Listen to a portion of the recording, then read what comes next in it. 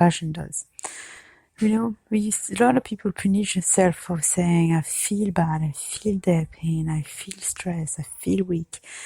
And then we beat ourselves up and get into that self-pity attitude. And sometimes it's not self-pity, we just get into that, I should not feel so bad, why am I feeling terrible right now? Why can't I speak up? Why can't I, fight for myself, my rights, all this stuff, those questions. Then, instead, we don't really, look at the whole picture and say, hey, maybe because we have a hurt, maybe because we have so much compassion, then we feel others' pain. And a lot of time we carry that pain along. We carry the weight of their luggage, all of the stress that they're carrying, all of those big bundles of, tracas and nerves and all the worries that they have that those people seems to carry. Sometimes we want to help out by saying, I'm going to carry a few of your luggage. I'm going to try to understand. And by doing that, by trying to carry so many luggage, we start exhausting ourselves. We exhaust. We get overwhelmed. We just can't breathe anymore. We don't even realize that we are carrying others, pain and drama and past mistakes and all this stuff.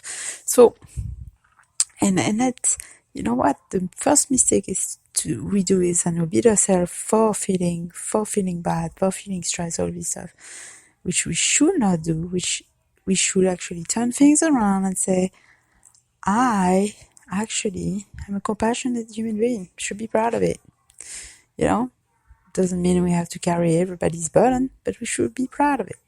So, I don't know exactly when I was able to finally say I can understand them.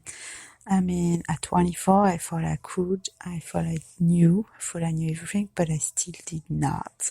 I need lots more years for me to explore some more, to actually become to understand what it was like, how it felt, how they felt, and all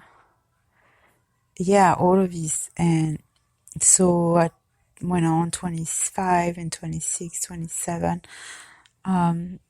I endured a few things, had a few struggles, but still not even near close. What I thought was not even near close to what are those people actually feeling.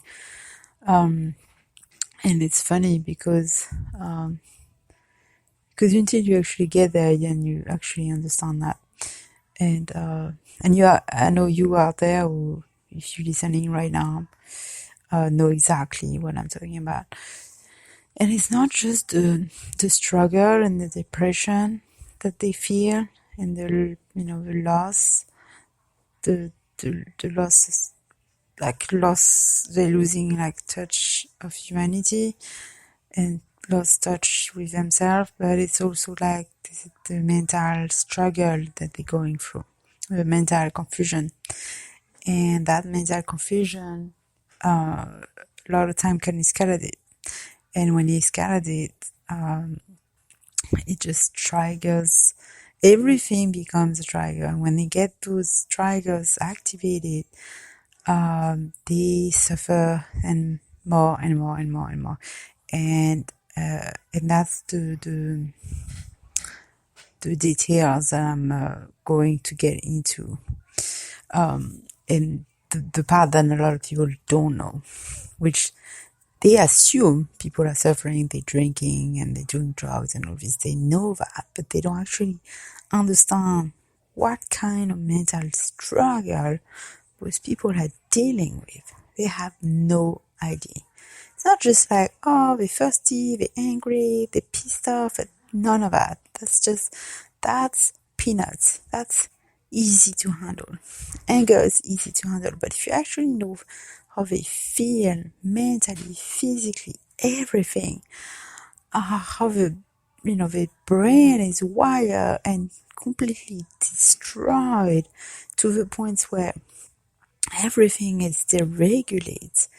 And for them to function, they have to literally have to go step by step to try to just to breathe, just to try to think normally, just to not feel it, like they're gonna be targeted, or they're gonna feel like one of their PTSD is gonna come back to them, like all of this, and a lot of them, so they don't have help. So what do? They don't have nobody to help them. They have to drink, take their drugs, take their pills.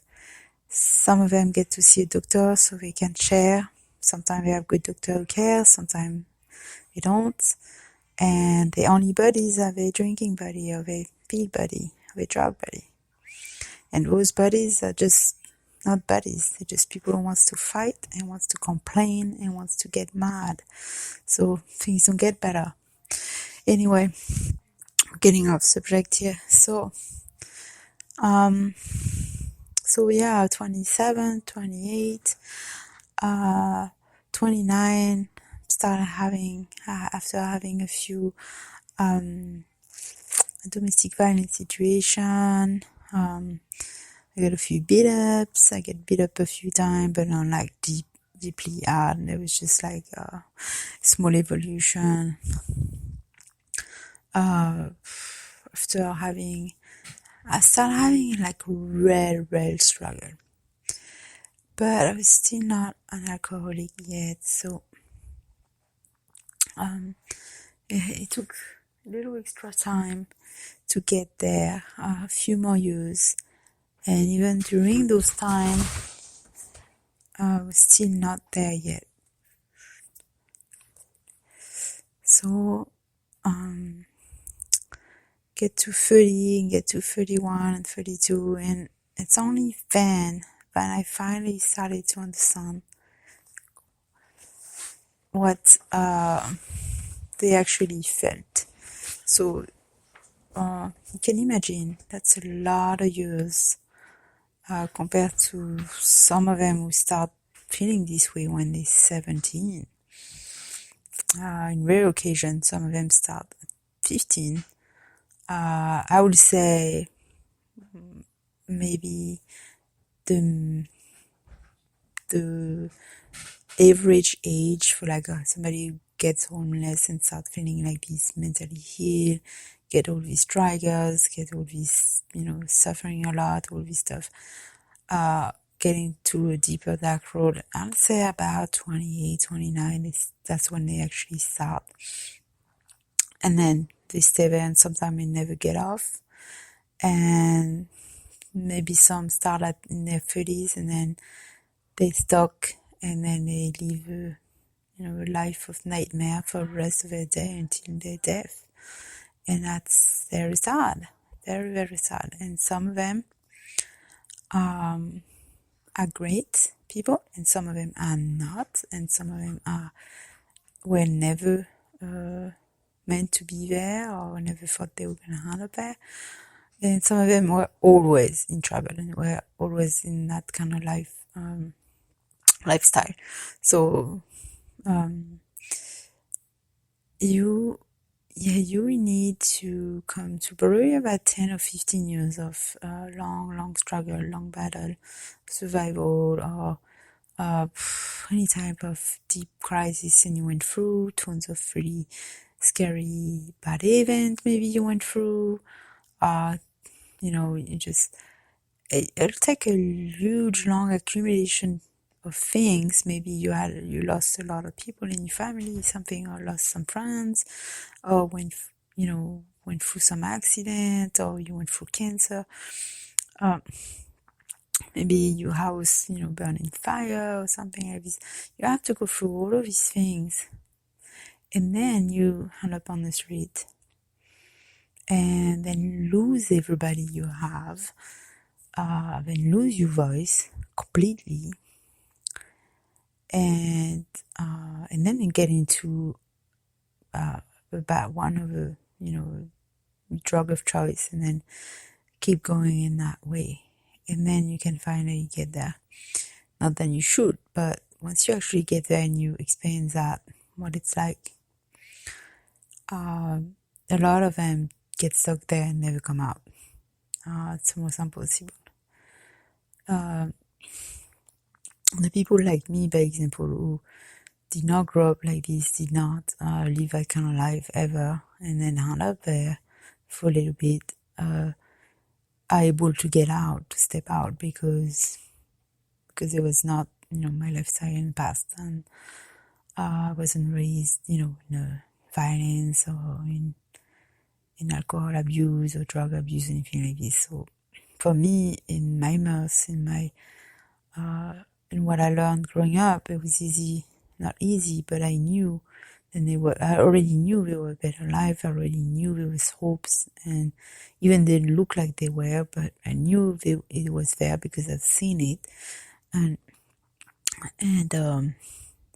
I had love, and I had caring, and I had, a good life, and I had tons of, good surrounding for many, many years. So because I had all this, I knew that it was something to fight for. That even if life turned into grey dark road and it looked like nothing else was going to come out of it, nothing was ever going to get better, because your brain really gets smashed in little pieces and you don't see any way out when you're stuck there. And the worst part is that you attract a lot of evil minds, evil spirit people, satanic people, really. And you never know about those satanic people until you get into that dark road, that side of life. Dark side of life, sorry for my pronunciation.